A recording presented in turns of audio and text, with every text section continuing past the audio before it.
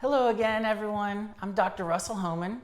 I'm both a board-certified pediatrician and lactation consultant, and I am recording this video from my new office, Canopy Pediatrics, that's located on Capitol Circle Northeast by Ted's Montana Grill.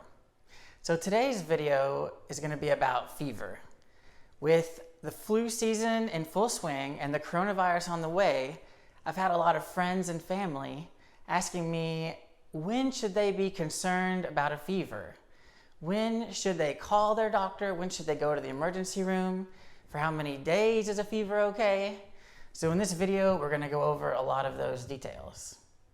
Now, first of all, everyone really focuses on how high the fever is and how long the fever has been going on. But just as important is how the child is acting. Is the child eating well? Are they drinking well? Are they still playing? Can they still sleep? These are all very important details to consider. Now let's consider two children. Say there's one child has a fever of 103.5, but is still playing, still eating and drinking a little bit. Now what if you have another child with a fever of 101, but the child is just laying around and won't eat or drink, is acting a little tired and sleepy? Which one should we be more concerned about? The latter. Yes, I think most of you guys would have guessed that the one that's laying around and acting sleepy is the one we should be most concerned about. All right, so let's start. So let's start with temperatures. So now the American Academy of Pediatrics says that any child with a temperature of 104.0 Fahrenheit should call their doctor's office for further management. So, and thankfully, I ask my patients they can text me, anytime they're concerned. If they have a fever, just text me. And every office that I've worked at in the last 10 years has at least had a triage nurse available, even in the middle of the night, that you can call when you're concerned. So the AAP says 104 is when you should call on any child. Now, they may tell you that's okay, we'll see you tomorrow, or they may say go to the emergency room. It depends on the child's other symptoms. But a child at 104, they need to call their doctor. And of course, it's always better to be safe than sorry. So again, I tell my patients, whenever they're concerned, they're not feeling comfortable, go ahead and text or call me. But, I bet that you have a triage nurse at your practice too that you can notify anytime you have any concerns. And usually they call you back within 30 minutes to an hour. All right, so let's go on to some more temperatures that are important to know about. Infants under 3 months of age. Their immune systems still aren't very good, and a lot of them haven't had any vaccines. Now for these babies, we consider a fever a temperature of 100.4 Fahrenheit rectally. So any child under 1 month of age that has a fever of 100.4 should go to the emergency room for further evaluation. You can always call your doctor first, but generally these children, 100.4 and a baby under 1 month, will need a more comprehensive workup that should be done in an emergency room. Now the children between 1 month of age and 3 months of age, those you can go ahead and call your doctor.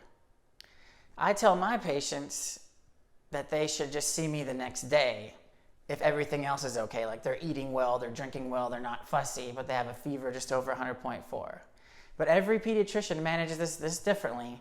So if your infant is over 1 month but has a fever of 100.4, go ahead and give your doctor a call.